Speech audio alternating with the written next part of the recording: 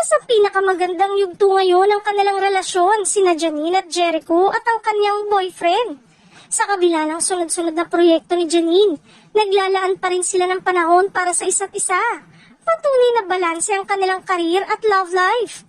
Ayon sa mga taong malalapit sa kanila, mas pinipili muna ng magjowa na i-enjoy ang simpleng buhay kaysa gumawa ng anumang malaking anunsyo tungkol sa kanilang future plans.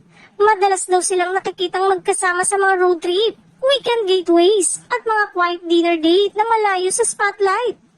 Sa social media man, ay hindi sila sobrang PDA pero sapat na ang mga subtitle post at candid photos para makita kung gaano sila kasaya sa piling ng isa't isa.